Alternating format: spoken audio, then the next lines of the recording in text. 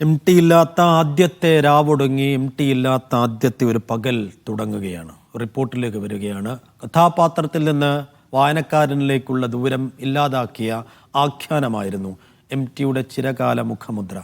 കഥാപാത്രങ്ങളുടെ മാനസിക ചലനങ്ങൾ വായനക്കാരുടെ ഹൃദയത്തിലാണ് എം ടി ആഴത്തിൽ പകർത്തിയത്. എം ടിയുടെ കഥാപാത്രങ്ങൾ പുസ്തകത്താളുകളിൽ മാത്രം ജീവിക്കുന്നവരല്ല, തലമുറകളിൽ നിന്നും തലമുറകളിലേക്ക് അവർ സഞ്ചരിച്ചുകൊണ്ടേയിരിക്കുന്നു.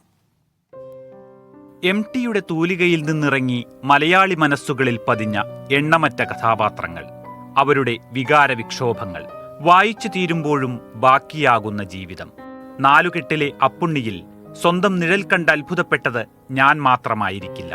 കാലത്തിലെ സുമിത്ര സേതുവിന് എന്നും ഒരാളോടെ ഇഷ്ടമുണ്ടായിരുന്നുള്ളൂ, അത് സേതുവിനോട് മാത്രം എന്നു പറഞ്ഞപ്പോൾ ഞെട്ടി കൈ നെഞ്ചിൽ ചേർത്ത് ആത്മപരിശോധന നടത്തിയതും ഞാൻ മാത്രമാകില്ല.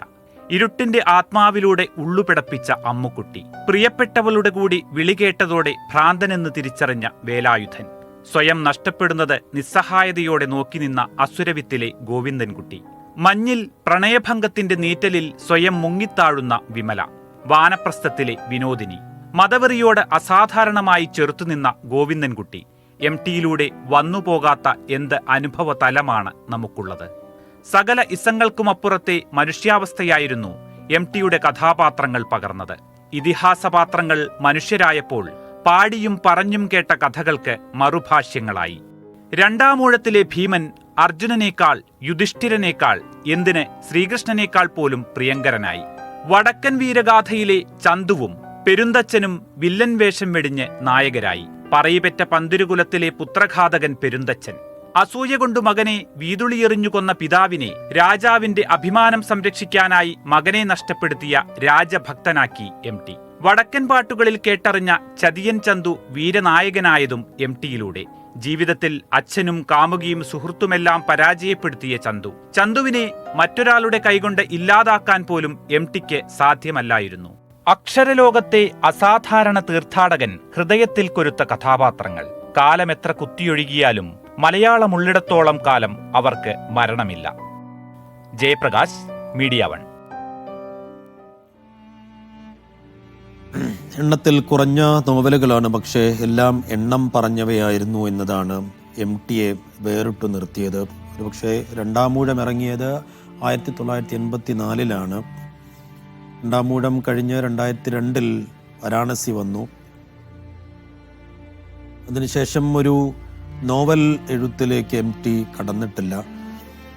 അതിനിടയിൽ സിനിമയിൽ കൂടുതൽ ശ്രദ്ധ കേന്ദ്രീകരിക്കുന്നതാണ് നമ്മൾ കണ്ടത്. നോവലുകളെക്കാൾ കൂടുതൽ സിനിമാ തിരക്കഥകളുണ്ടായിരുന്നു. ഏറ്റവും വലിയ ജനകീയ കലയായി സിനിമ മാറുന്നതാണ് നമ്മൾ ഒരു 1980-കൾക്ക് ശേഷമൊക്കെ കാണുന്നത്. അത്രമേൽ ജനകീയമായൊരു കലാരൂപത്തോടൊപ്പം ചേർന്ന് നിൽക്കാമെന്ന് എം ടി തീരുമാനിക്കുന്നതാണ് പിന്നീട് നമ്മൾ കാണുന്നതും. സിനിമയുടെ എല്ലാ തലങ്ങളിലേക്കും പടർന്നു കയറിയ രണ്ടക്ഷരം.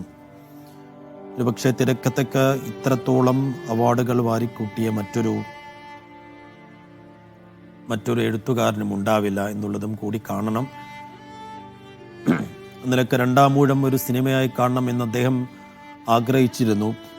അതിനുള്ള ജോലികളൊക്കെ അദ്ദേഹം ആരംഭിച്ചതുമാണ്. വാർദ്ധക്യത്തിൻ്റെ വിവിധതകൾക്കിടയിലും രണ്ടാമൂഴം ഒരു സിനിമയായി കാണണം എന്നുള്ളൊരു ആഗ്രഹം അദ്ദേഹത്തിൻ്റെ മനസ്സിലുണ്ടായിരുന്നു എന്ന് അദ്ദേഹത്തോടൊപ്പം ഉണ്ടായിരുന്ന അടുത്ത വൃത്തങ്ങളൊക്കെ സൂചിപ്പിച്ചതുമായിരുന്നു. ശ്രീകുമാർ മേനോൻ അദ്ദേഹം ചില ഉറപ്പുകളൊക്കെ നൽകിയതുമാണ്. അദ്ദേഹം അതിനുള്ള തയ്യാറെടുപ്പുകളിലേക്ക് കടന്നതുമായിരുന്നു. പക്ഷേ രണ്ടാമൂഴം പൂർത്തിയാക്കാനാകാതെ അതൊരു സിനിമയായി. വെള്ളിത്തിരയിൽ രണ്ടാമൂഴം കാണാൻ കുതിച്ചതാണ് മലയാളിയും. പക്ഷേ അത് കാണാനുള്ളൊരു യോഗം മലയാളിക്ക് ഉണ്ടാകുന്നില്ല. പക്ഷേ അതൊരു വലിയ ദുഃഖവും നിരാശയായി കാണേണ്ടതില്ല.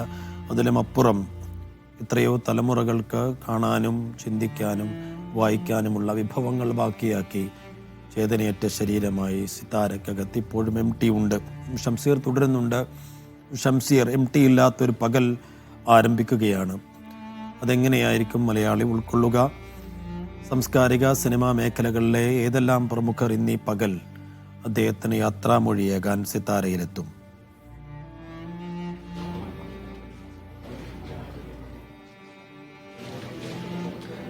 സെഫു, ഞാൻ നിൽക്കുന്നത് MTയുടെ വീട്ടിലാണ്. നടക്കാവ് കൊട്ടാരം റോഡിലുള്ള സിത്താര എന്ന MTയുടെ വീട്ടിലാണ് ഞാനിപ്പോൾ നിൽക്കുന്നത്. ഇവിടെ ഇപ്പോൾ പൊതുദർശനം തുടർന്നുകൊണ്ടിരിക്കുകയാണ്. ഇന്നലെ രാത്രിയാണ് മൃതദേഹം ഇങ്ങോട്ട് എത്തിച്ചത്. പുലർച്ചെ മുതൽ തന്നെ ആളുകൾ ഇങ്ങോട്ട് എത്തിത്തുടങ്ങുന്നുണ്ട്. രാവിലെ മോഹൻലാൽ ഇവിടെ എത്തി പ്രിയപ്പെട്ട MTയെ അവസാനമായി ഒരു നോക്ക് കണ്ട് മടങ്ങുകയായിരുന്നു. നമ്മൾ സംസാരിക്കുമ്പോൾ വൈകാരികമായാണ് മോഹൻലാൽ സംസാരിച്ചത്.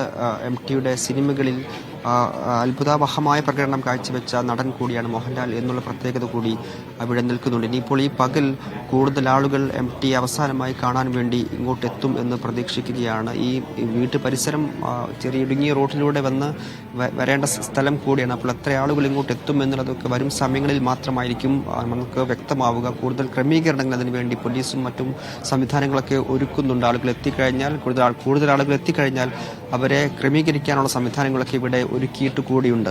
നേരത്തെ സൈഫു സൂചിപ്പിച്ച പോലെ തന്നെ MT പല തലങ്ങളിൽ മലയാളത്തിൽ രേഖപ്പെടുത്തപ്പെട്ട അല്ലെങ്കിൽ അടയാളപ്പെടുത്തപ്പെട്ട സാഹിത്യകാരൻ എന്നുള്ളത് കൂടിയാണ് നമ്മൾ കാണേണ്ടത്. ഇപ്പോൾ ചില സാധാരണഗതിയിൽ നോവലുകൾ എഴുതുന്ന സാഹിത്യകാരന്മാരുണ്ടാകും, കഥകൾ മാത്രം എഴുതുന്നവരുണ്ടാകും, കവിതകൾ എഴുതുന്നവരുണ്ടാകും, സിനിമാ സംവിധായകരുണ്ടാകും, തിരക്കഥാകൃത്തുക്കളുണ്ടാകും. MT ഞാൻ ഈ പറഞ്ഞതെല്ലാമായിരുന്നു എന്നുള്ളതാണ് യാഥാർത്ഥ്യം. കൈവച്ച മേഖലകളിലെല്ലാം പൊന്നാക്കി മാറ്റിയ വ്യക്തിയായിരുന്നു MT എന്നുള്ളതാണ്.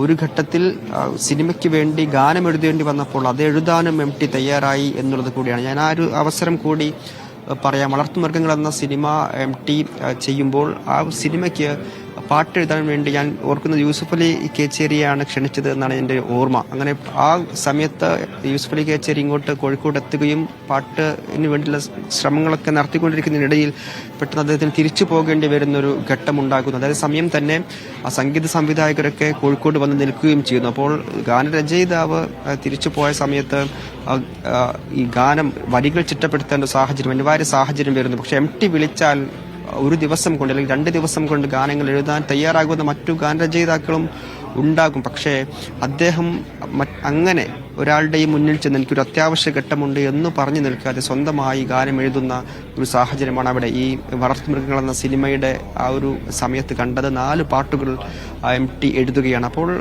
ഈ മേഖലകളിലെല്ലാം തന്നെ വ്യക്തിമുദ്ര പതിപ്പിച്ച വ്യക്തി എന്നുള്ള നിലയ്ക്ക് കൂടിയാണ് MT ഇവിടെ നേരത്തെ നമ്മൾ ആ സ്റ്റോറിയിൽ കണ്ട പോലെ സേഫ് പറഞ്ഞ പോലെ 2-ാം ഊഴം എന്ന നോവലിൽ ഇപ്പോൾ ഭീമനെ ചിത്രീകരിച്ചത്, ഭീമൻ എങ്ങനെയാണ് പൊതുവിൽ നമ്മുടെയൊക്കെ മനസ്സിലുള്ളത് നമുക്കറിയാം. പക്ഷേ 2-ാം ഊഴത്തിലെ ഭീമനിലേക്ക് വരുമ്പോൾ ചിത്രം മാറുകയാണ്.